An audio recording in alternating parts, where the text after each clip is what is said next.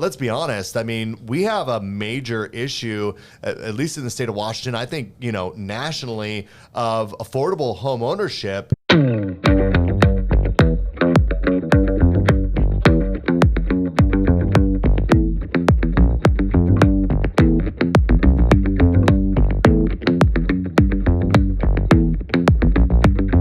All right, friends, welcome back to Market Shares. I'm your host, Tony Blodgett, and I promised you some more great interviews here on Market Shares, and today is going to be one of those great episodes. I have with me Shiraz Ali, and we've become friends over the last few months, and what he does is really unique and really relevant in today's market. Shiraz is the DADU Guy. Look him up on Instagram. We'll put his handle down here below, but Shiraz, I'm glad that you were able to find time, come in the studio today, and talk to us a little bit about what's going on in the world of DADUs. And let's just start off with, if people don't know what's a DADU, give us the breakdown. What's a DADU and why are they so popular right now?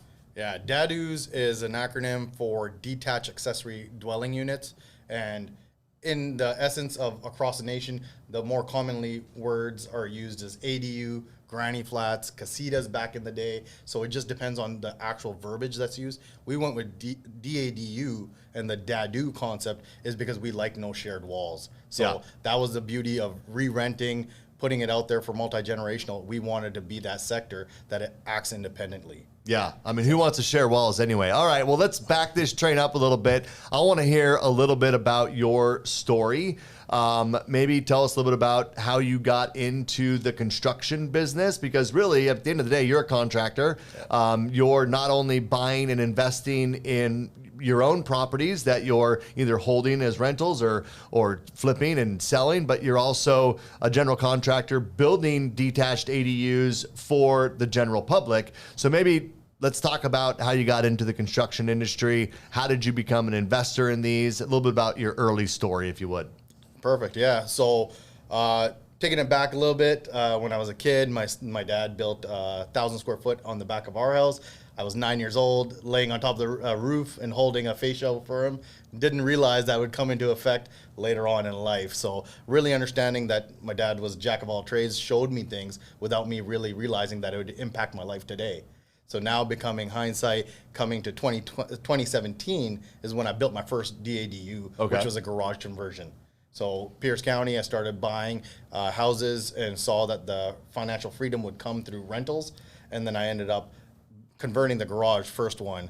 And then that was after my 9-to-5 job. Was that a home that you owned already? Correct. Okay. So I owned it and I already had the garage in the back. And I was like, hey, we're just storing stuff here. Why not convert this thing?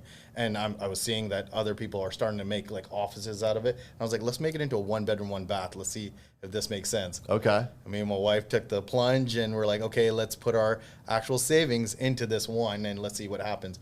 We turned around. By the time we finished, my agent was like, I already have a buyer for this. Let's sell this thing. Really? And then we literally were on the market for 2 days. He closed it within 3 days of cash buyer, all in, and we sold it for double of what we bought it for and invested in it. Wow. So that was like a learning experience, let alone a financial boost and understanding that this is a fad. This is going to be something that is going to trend and not just disappear. Yeah. Because this is going to allow for the economy to really absorb more housing that is required and needed in today's market. Yeah, well, we're going to talk a lot about that piece of it as well. I did listen to a podcast that you had done, and there was a period of time in your life before that, from what I remember from the conversation, where you were on a little bit harder financial times, and you actually lived in someone's garage, right? For sure, yeah. I mean, so what was that? It sounded like from that conversation, that was a bit of an inspiration saying, hey, it's not that bad. I mean, we can create this into a decent living space. Can you maybe speak a little bit about that time in your life and how that for you sounded like that kind of gave you the inspiration that this is something that is really viable even before you had the opportunity to build your own? Yeah, exactly. So if we go back 10 years from now, 2012, 2013, my family hit some hardship. We lost a couple businesses, and I was left in a position where I didn't have nowhere to live. And I asked my colleague if I can live in his garage. for $400 a month. We went and literally went to Home Depot, bought all the broken drywall, put that up. I dumpster dove and I grabbed carpet out of a carpet company, put that so my feet wouldn't get cold. And I was like, after a while, we spruced it up a little bit. And I was living there for a year and a half, and I realized this is something. This is really cool. And if I'm a single guy, I'm able to live in here for $450. It makes sense that why shouldn't other people do this? Yeah. And after I left, he fully renovated and did his whole garage. And when I realized that he had something leveraged and I was able to live there, it was something that I would be okay as a single guy to live there. It could be for somebody else too. Yeah. So that gave me the inspiration of like, I didn't realize 10 years from there where I'd be sitting today, being the builder for these, already lived in one, owned one, developed them, and keeping them for myself as an investor. Yeah, I appreciate you sharing that, because I think it's little stories like that, things, kind of stories of hardship sometimes that I don't think at the time we realize are really going to help galvanize that this is the right mission and it's a sustainable thing for you. So, okay, so let's fast forward past that. You own the property. Were you already a contractor then at the time that you built the one at your house with your wife? Or? The very first one, no. The very first one, I knew how to do a lot of things, so I was doing a lot by doing it from my skill sets, and then I realized that I have the... But you had a normal W-2 job. I had a biomedical engineering job that I was traveling 8 states, so after my 9 to 5, I called it my 5 to 9. Okay. So literally had an hour in between and go out there and knock out insulation, PEX plumbing, all these things, and I got it checked by actual skilled apprentices and actual tradesmen, and they certified my work, and then I would call inspections. So that was a learning process for me on the first one. Okay, wow. So you weren't a contractor that kind of pivoted your business to build DADUs. You became a contractor through your process and success of building DADUs and seeing that it could be a great investment. It gave us the leverage to get financial freedom from just one, gave us $1,000 a month just by renting the back unit out. We realized that this could be a vehicle for other people. We wanted to share that. Yeah. That was our goal, was how can we impact the surrounding and our friends and giving them the acceleration to make $1,000 from each unit that they can buy. It was a faster process than to buy an apartment building that was a larger lump sum when you have the dirt in your backyard already to build on. Yeah. So it sounds like there's a little bit here of timing, which probably wasn't even intentional, I wouldn't imagine, on your point, because what I do know is that, and it started really from what I know in California. It's now, there's been House Bill, I think 1337, that was passed here in Washington State, which really essentially says that all the municipalities around the state need to adopt high density strategies for detached and attached auxiliary dwelling units within their city limits, and so on and so forth, removing some of the challenges that have been in the past. So did you think at the time that, this thing that you stumbled across as far as an investment opportunity, helping to provide opportunities for generational living arrangements would be coupled with a real push by the government that also is kind of forcing, cities to allow more and more of this type of development? Did you have any idea at the time? I had no clue what was going to happen there. I mean, I didn't know which way the economy was going. All of a sudden, we got hit by a pandemic of the COVID going around, and people were staying more at home. Instead of building offices, I was always recommending, let's build you a full unit back here.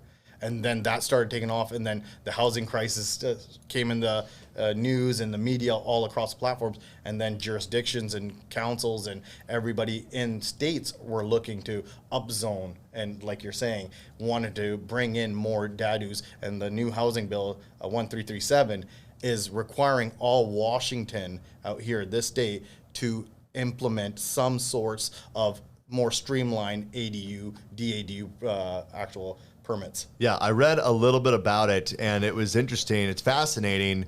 If you haven't looked up 1337, what I thought was interesting is I went down and I read like what were the oppositions to it, like who was against something like this, and there was some things I didn't think about. Right, I think about how typically when you think about urban development and you think about higher density housing, there has to be infrastructure to support that higher density housing, bus lines, grocery stores within walking distance, things of that nature.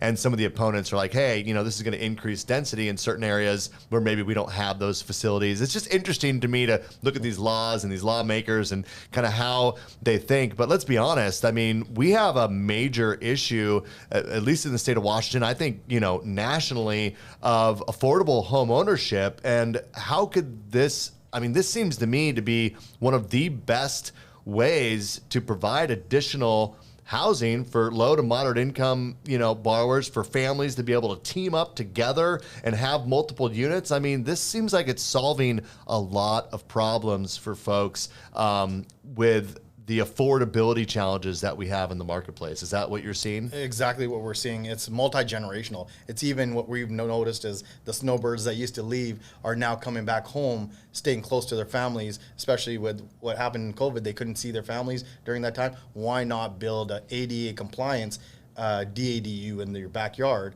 that has wheelchair access, that has handrails in the right spot, so that you can have your elderly parents there? And then we also noticed kids were getting out of universities and had nowhere to go or weren't getting jobs. So then the kids were moving back. So why have them live in your home when you are empty nesters? We gave them a solution there too. We got them a unit in the back and we catered to multi-generational living. Which is also going to significantly increase the value and resale ability of your home in the future. I mean, you just can't lose. Yeah. So let's talk a little bit about specifics. You live in Tacoma, am I right? Yeah, correct. So a lot of the DADUs that you've done are in Pierce County. Correct. Can you maybe give us what are the rules in Pierce County? Like if I own a home and I'm in Tacoma, what sort of things would I need to consider to determine whether or not I can whether convert my home to be multi-unit or build a separate unit? Give us some of the rundown on what the requirements are. That's a little bit harder question to answer in regards to, because each property has its own highs and lows of what we can do on it. If it has a historical tag on it, some of the things that we have to match or what the allowances are or what already is pre-existing, we cannot demolish or remove at that standpoint. Okay. So you want to keep an eye out for that. We have trees, significant trees that you cannot take down. If you can hug it, you can't cut it. So think about it like that, especially here in King County that we expanded to. So shrubs and brushes, okay? Shrubs and brushes are okay. You want to make sure sewer lines, you want to make sure back alleys are essential, that you get an easier movement of flow of 2 units. Corner lots are ideal because you can put it in multi-directional, so you can have a same address, or you can have unit A and B, or you can turn around and have the other street name on it. So it gives you a lot of possibilities on these scenarios. So if I have a home, I'm in Pierce County, and I have over, like, what size lot would I be, do you think, in most cases, generally speaking, eligible to do something like this? Yeah, we normally recommend anything with 4,000 square foot or more. Okay. It is ideal for a unit. Doesn't guarantee you can go max ability on that. You can't squeeze in 1,000 square foot, but you might be able to get a good 2-bedroom, 1-bath, 675 square foot in the backyard. Okay. And then as far as setbacks from, what am I looking at? If I got a decent sized backyard, how far do I have to be from my neighbor's house? How far do I got to be from the alley? Like what sort of placement options do I have? Yeah, it's 5 feet from each fence line. Okay. And then if it's a back alley, we're allowed to build in the setback, so we can go all the way there. If it's another street on the backside, you have to be 20 feet from the actual street line. Okay. So we always recommend getting a survey so we fall into the actual borderlines of your property itself. Got it. So if it's an alley, though, you can go all the way up to the alley. Exactly. That's cool. Yeah, it's super nice, where if we do a garage unit with it attached, you can just pull in right from there. You're not. Yeah, and you have separate access, separate parking. A lot more green space. Yeah. A lot more. If you have pets, the dogs can run around. You can put a middle barrier fence, and it acts totally 2 separate individual units. So it's a really nice flow. Got it. Okay, what about Do you do anything outside of Pierce County? Are you looking at King County, other opportunities? We're already in King County Okay. starting this year. So we just expanded. We got 2 more teams in King County. We're developing out here. We got 6 going in King County right now as we speak. We take on 8 builds every quarter. Okay. Currently as it goes. We're looking to expand more as the demand is there, the want is there, the need is there. What is the benefit for you that you found in specializing in, like, it sounds like for a while you just did Pierce County. You became an expert at Pierce County. What's the benefit for both your clients and yourself in, really, focusing in on one area? Maybe talk through some of the benefits of that. Yeah, the benefit for us was having the reputation and having that name for inspectors, for people in-house that were looking at our permits. We have a track record. We know what we're doing. We're submitting things that got called out in the last line items when we were looking at site development. We already know that that's going to be cured on the next one, so we won't stumble upon that. So our permit process became 4 weeks instead of 4 months.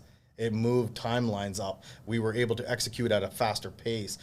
Building structures and staying in one county, the inspectors knew exactly the workmanship and the quality that we put out as a general contractor and as a facilitating team, working together as one unit. That makes sense. And I have to imagine you also know the rules of those counties as well, right? A lot better. For sure. You got to know each county has their own inspection criteria. Each county has their own outlines of what they require. There are some that are more friendly to allowing more changes and revisions at a faster pace.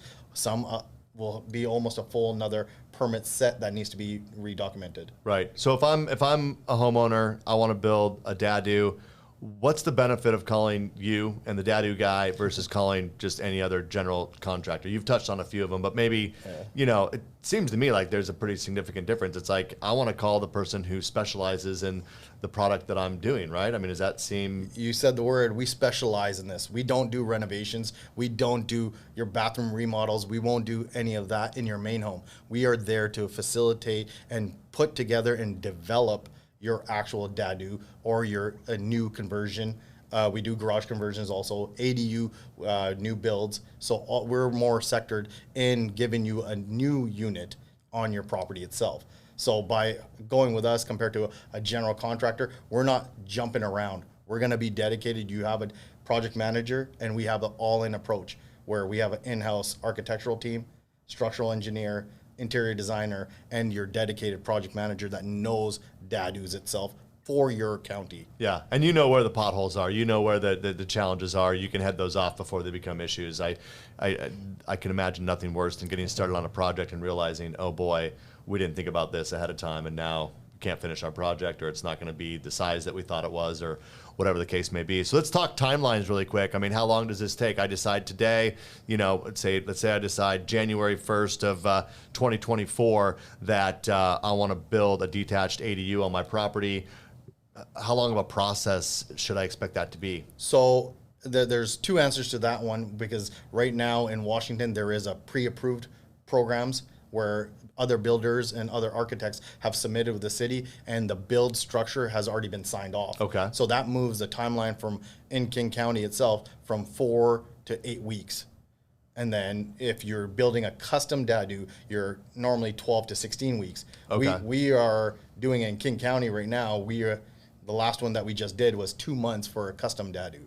So that was pretty quick. That was beginning to end? Beginning to including end. the permits? Just the permit side. Just the permits. It's just the permit, sorry. 2 months for permits. Permit okay. side. So we're beating the permit for a pre-approved with our custom designs, because our in-house team already knows exactly what to submit for this, so that there's not very many delays on the actual permitting side. Once a permit is done, we schedule out like a 1 month design, 2 months of permit, 3 months possibly, depends on the revisions on it. And then when we break ground, the day that we get issuance of the permit, we guarantee a 6 month, or we pay you $1,000 a month after that. Okay. For your DADU. So you could have this done in less than a year. I mean, 9 to 10, 11 months, something like that. 9 months will be out of there. 9 months. Yeah, so after construction, right now we're averaging with our teams, we're 4.5 months, we're finishing 1,000 square foot DADUs.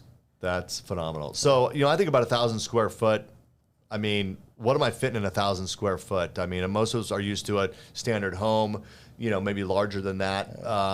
am I going to be comfortable in 1,000 square foot? Like, what are you building in there? Oh yeah, it's if you think about it around here in Washington itself, Sears cut homes and craftsman homes that were put out here were 800 to 900 square feet on average in King County. So now we're putting in 1,000 square foot.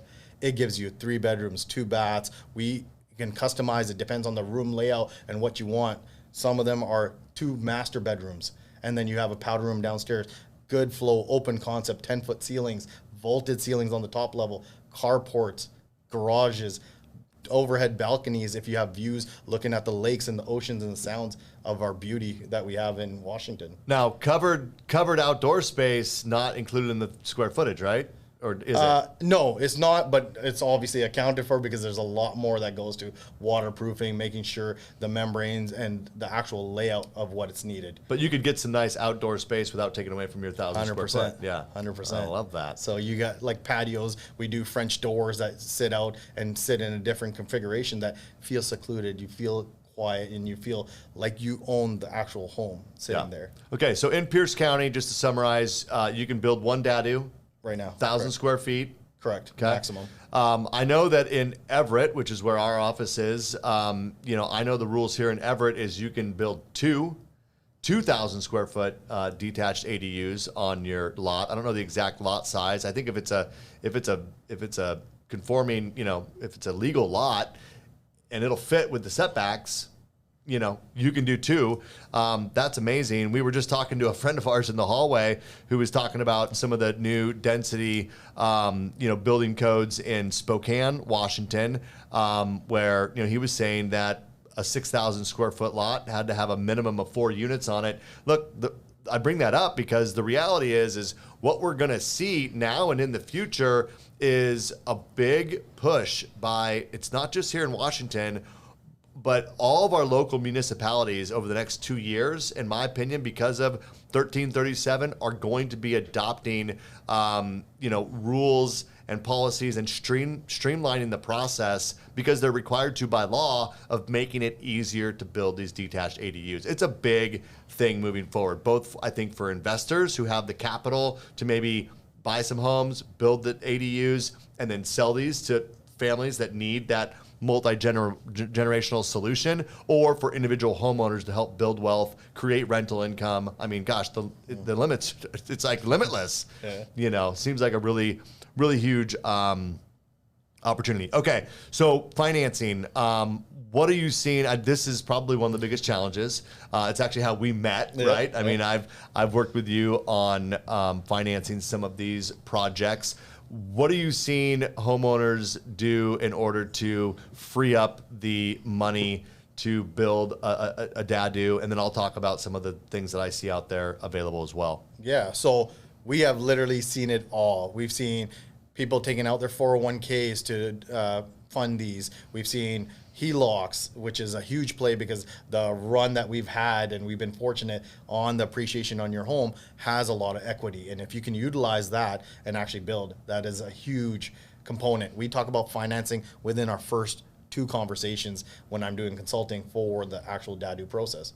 It's a huge thing where either cash comes in where you're borrowing from a hard money lender or private lender. It depends on if you have the cash already sitting around and you want to invest it back into your property. There's a huge return on that too. Over here in Washington, we're able to sell them. So people only borrow the money for the short duration to build, which is 6 months, and then they return it and refinance the property on its own. Right. We have the condo law where you can actually individually get a tax parcel number for that DADU on the back end. Yeah, well, that's something we didn't even talk about, right? So a lot of these properties, once you build the DADU, which is technically an auxiliary dwelling unit to the primary home, but once it's completed, you can condoize that property in some cases and then sell them as 2 separate individual properties. I mean, that's huge. Obviously, get an attorney if you're thinking about doing that. The rules are going to be different depending on the city that you're in and so on and so forth. And then there is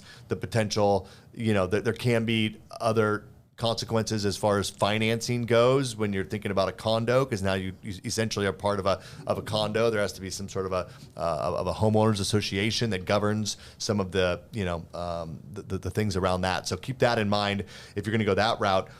What I've seen on the financing side, as you said, hard money, I think is, obviously that's a space that I dabble in as well. So I think that's one option. Home equity lines of credit, you guys, I did an episode just a few episodes ago all about home equity lines of credit and second mortgages. That seems to be the number one way that people are tapping into their equity in order to facilitate the the build of an ADU. But like you said, retirement funds, things of that nature, especially if you're going to convert this to a rental, it might make sense to, invest some of your retirement funds into building this, because there's nothing wrong with having some additional cash flow, which you may not be able to realize from wherever it is that you might have your money invested right now. And I do think it's a long-term option. Even Fannie Mae allows, on their home style renovation product as a standard Fannie Mae renovation loan, allows you either during a refinance or a purchase to build a detached ADU.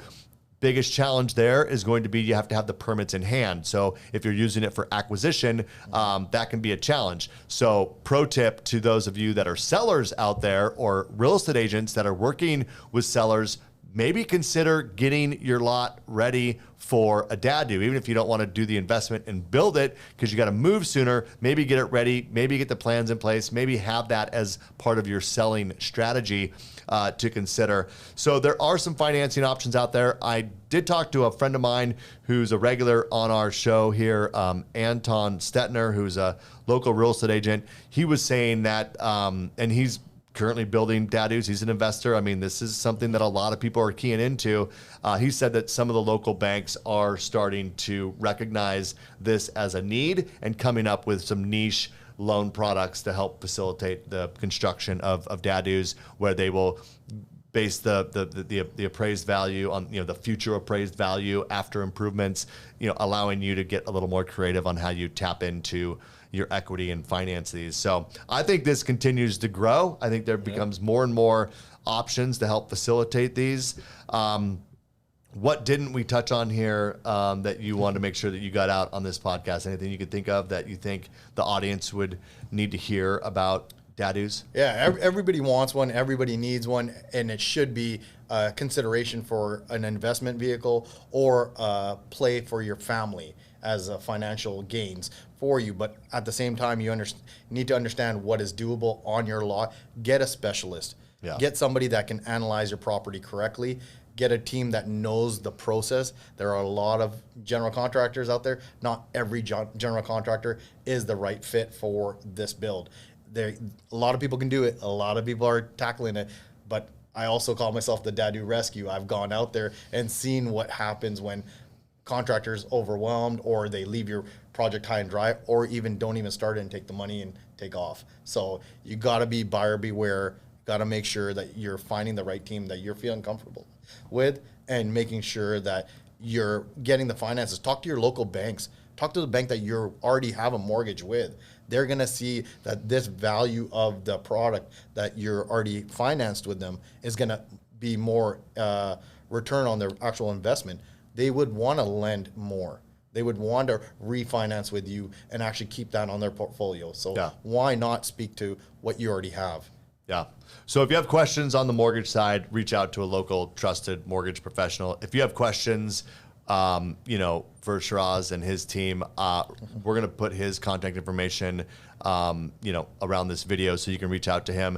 Maybe just really quickly before we wrap up, what's that process look like? So if I'm interested and I reach out to you, what can I expect that process to look like as far as a consultation and so on and so forth? Maybe let's walk us through that real quick. Yeah, we do a free 30-minute consultation. Our team will reach out to you. You book it through our website. We'll look at specifically your property. You give us that. We'll analyze what we can do to it prior to our call. We'll make sure that we're talking specifically for that location. And then if it's a good fit for you, we ask you about your financing right off the get-go, because that is a hurdle that we have to make sure that there's financing for you to build this and make this dream into a reality. Yeah. So beyond that, after that, once we get contracts out to you, it is a pretty quick process. After you pick out your design, after you pick out the layout that you're comfortable with, we go buy specs, buy the design, buy the permit, and we'll build that item for you. We are a part of the development process where you will be updated weekly on our build process all the way through, even if you don't live there or if you're an investor out of the state or country or whatnot. We work with all scenarios of that, but we can give you an update every Tuesday morning. We use AI technology. It's a part of the society today that you will get an update with us, so that you're not left high and dry, not knowing where your project sits. And if I miss your phone call, I can probably go on to Instagram and see the status update. Shiraz does a great job of on his Instagram page of showing you what it is that he's doing, how these projects roll, and peppers in throughout there, his philosophy around just, quality craftsmanship and how it is that they do it. And then you can see some finished products, which I'm telling you, these are impressive little units that you're building. They're very high quality. This is not, just someone living in the garage in the backyard. I mean, these are very nice units that you're putting together. And I think you guys, this is big business. So if you're in mortgage or you're in real estate, which most of you are that watch this podcast, you got to be an expert on what's going on in the space of ADUs and detached ADUs. I would go read House Bill 1337 if you're here in Washington State and understand it. There was another House bill I had written down here, which is House Bill 1110. Check that out. Look at what's happening in your city, because I'll give you one example. We're here in Snohomish County, and Snohomish County originally passed where you could build a DADU on any R5 zoned property in Snohomish County.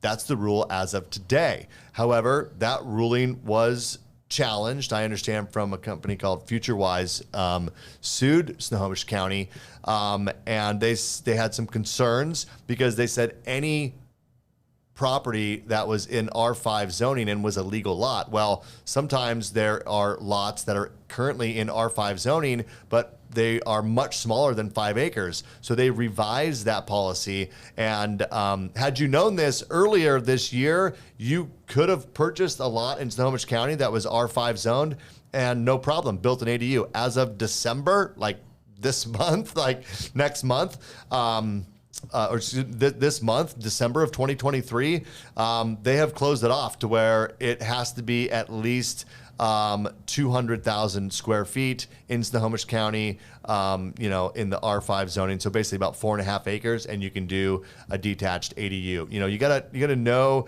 these things. You gotta know these changes, be aware of them. But that's just, out in the country, right? That's kind of more rural areas. When we're talking about in city limits, city of Everett, city of Tacoma, you're going to start seeing these. I know the city of Marysville is working on something. You're going to see this in Tukwila. They have a very aggressive DADU, strategy as well that people can take advantage of. So this is a big topic. Educate yourself on it. Reach out to Shiraz. If you're a homeowner, you're looking to do this, get with someone who really understands this process. We're probably going to have you back at some point in the future, because this is going to continue to grow and expand. I'm going to be following your story and how things are going for you. So I'd love to have you back at some point. Tell us what's going on in the future. But until then, you guys, please, subscribe to this channel. Let people know about this information. I think that it's very valuable. We want to get the word out about market shares to as many people in the mortgage and real estate space as possible. I hope you enjoy this content. Don't tune out in the future weeks, because we got more awesome interviews coming. We're going to touch on reverse mortgages. We're going to touch on a few other areas of specialty that I think are really going to be of value to our viewers. Brother, I appreciate you taking the trip up here to be in studio today. It's always funner this way. And I look forward to continue to work with you, man. Thank you. Looking forward to it. Thanks, guys. Take care. Thanks.